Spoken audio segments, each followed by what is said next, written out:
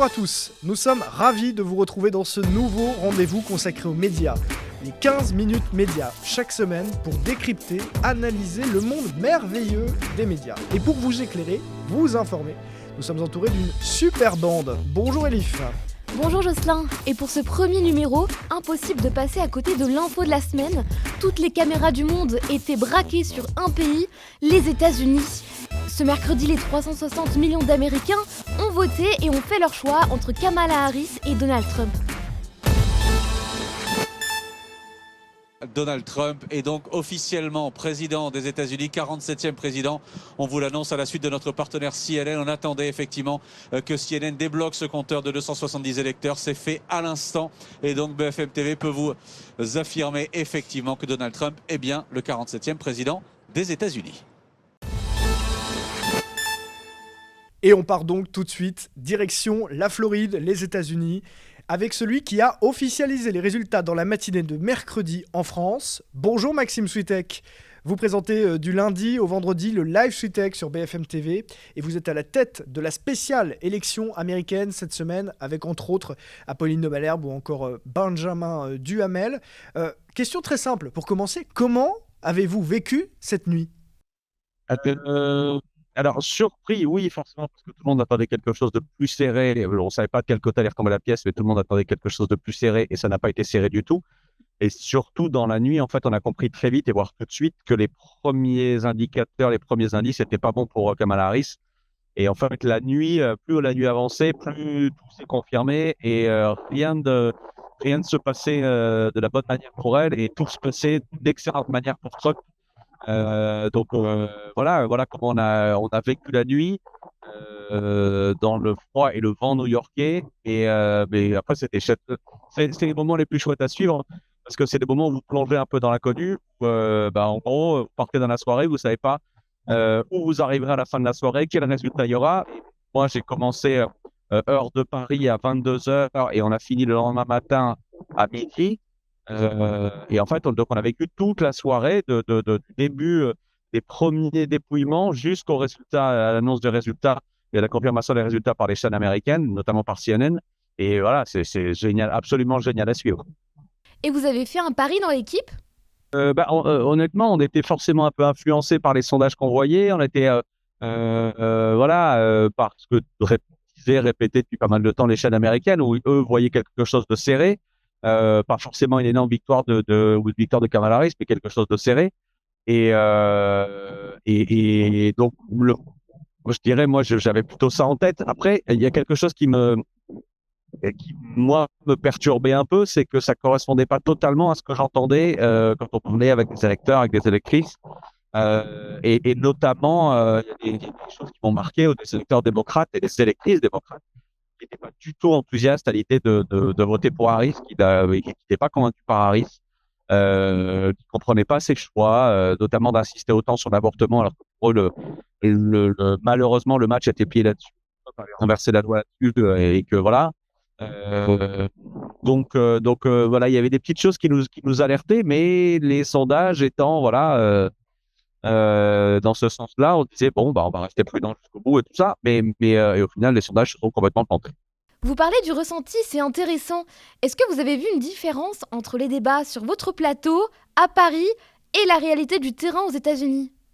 Ça permet d'affiner les choses, évidemment, de grandement affiner les choses. En fait, quand vous regardez de loin, et c'est notamment une tendance quand même beaucoup de l'analyse politique américaine, vous avez l'impression que tout est découpé en segments, de population, les hommes, les femmes, les plus de 25 ans, les moins de 25 ans, les latinos, les noirs, etc. Et quand vous arrivez ici, vous vous rendez compte que parfois, c'est un peu plus complexe. Et je racontais ça à l'antenne l'autre jour, mais il y a pas mal de latinos, par exemple, qui considèrent eux-mêmes qu'il y a trop d'immigrés aux États-Unis. Et il y a pas mal de latinos, notamment, moi j'en ai rencontré à New York, mais quand vous allez du côté du Nevada, etc., que vous rapprochez de la frontière mexicaine, Texas, etc., il y en a beaucoup qui vous disent, mais oui, mais il y a trop de gens derrière la barrière qui essaient de passer chez nous, alors qu'eux-mêmes sont des latinos, sont des immigrés ou des enfants d'immigrés.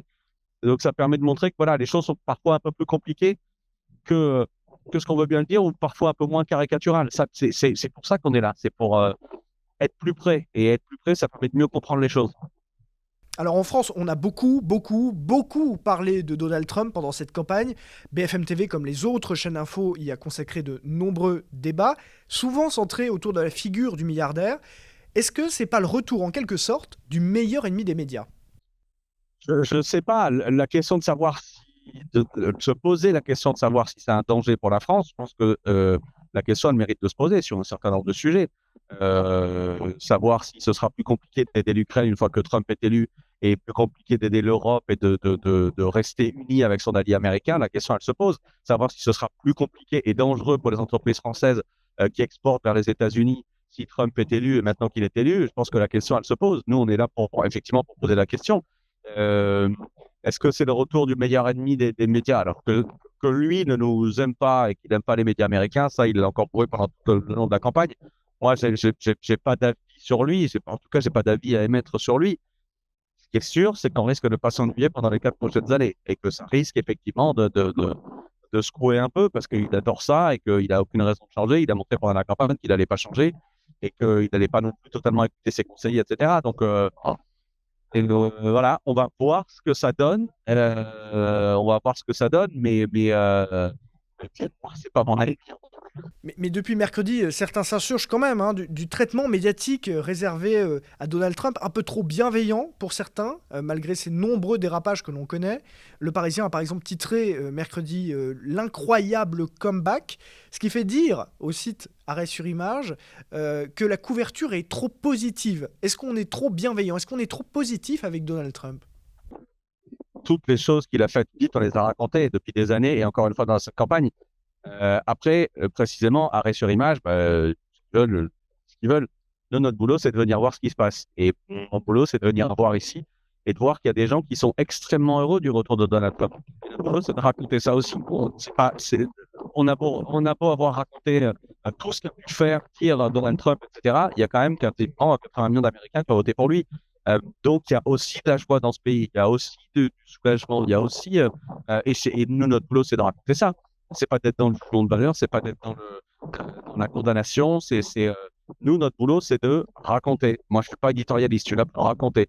Et raconter ce qui se passe, c'est de raconter qu'il y a des gens qui sont extrêmement heureux, en fait, et des gens qui sont très malheureux et qui pensent que c'est un danger, évidemment, et on leur donne la parole, on le dit. Mais il y a aussi des gens qui sont extrêmement soulagés de voir que Trump revient au pouvoir. Et mon boulot, c'est ça, de dire que c'est un incroyable comeback.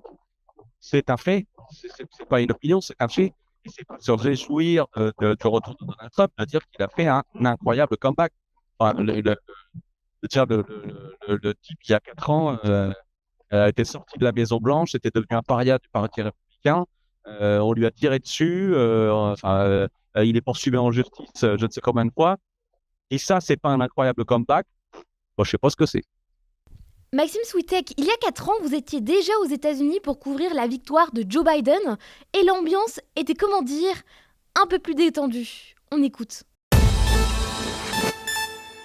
Mecca est très très content, très très joyeux. Et il n'est pas le seul ce soir à Washington. Ronald. I love a croissant.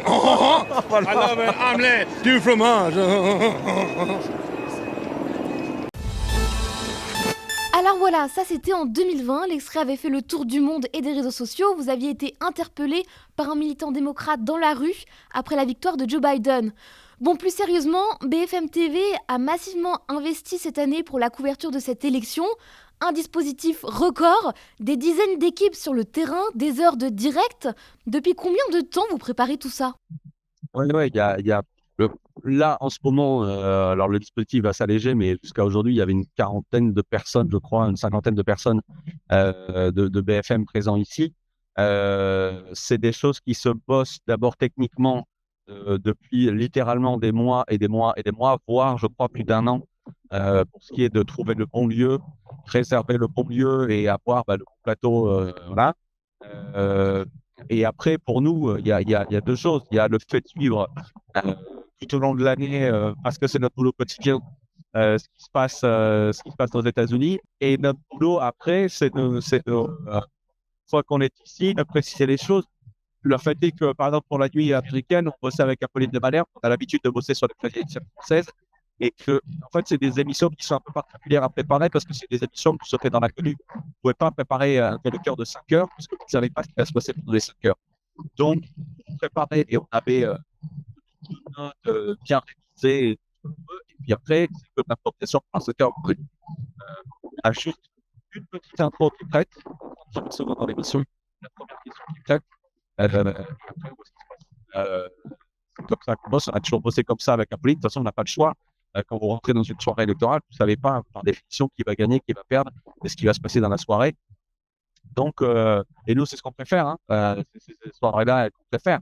C'est-à-dire que vous commentez quelque chose qui se fait sous vos yeux, qui est en train de se dérouler sous vos yeux. Et pour nous, c'est les choses les plus excitantes à vivre. Alors, il y a une autre bataille qu'on ne voit pas forcément à l'écran, c'est celle pour faire venir les meilleurs invités en plateau. C'est quoi la bonne recette pour ça ? Là, pareil, il y a un travail qui est fait en amont parce qu'on appelle des producteurs. Alors, le mot est anglais, mais on l'utilise nous aussi. C'est des gens dont le métier, c'est de caler des invités.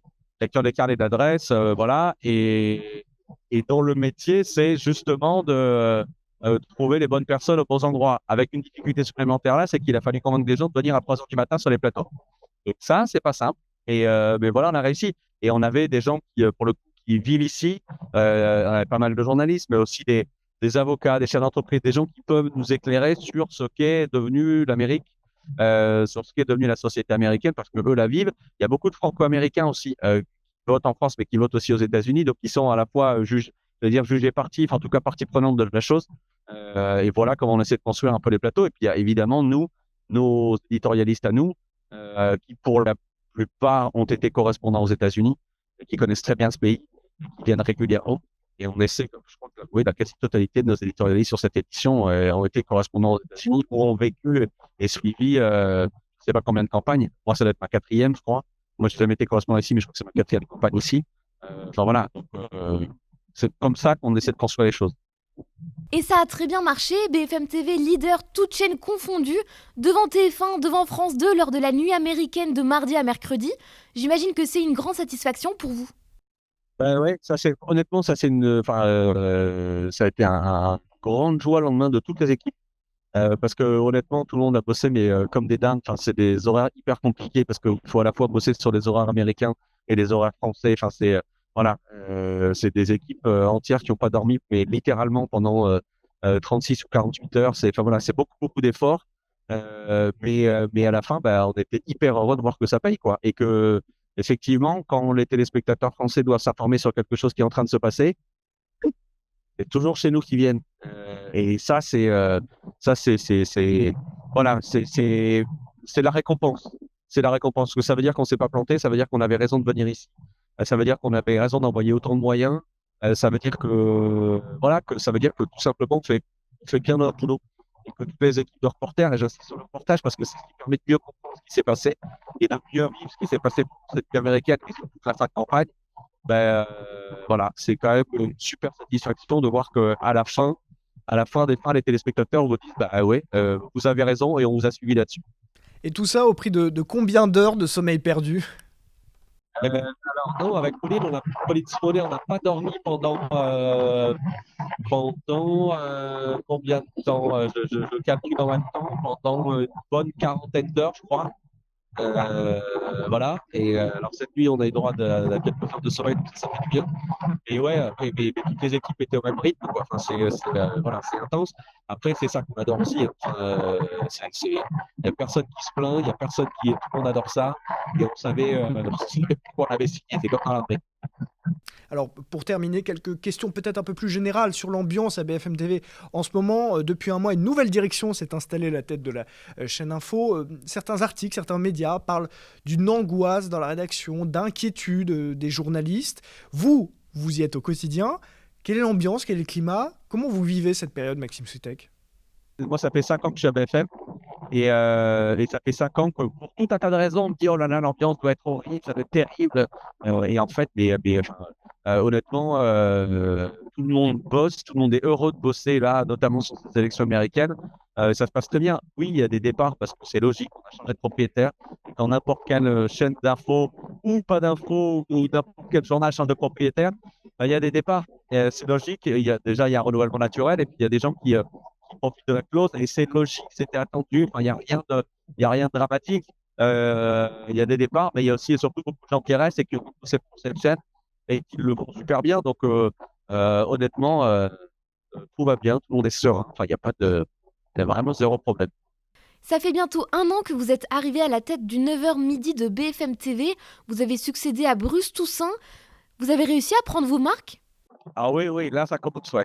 Mais pour le coup, c'est pas une question parce que ça prend du temps, en fait, de débarquer dans une émission et de prendre le bon rythme, le bon émission et tout ça. Et en fait, bon, c'est les 6 premiers mois, il n'y a pas de problème. Et là, je suis chez moi.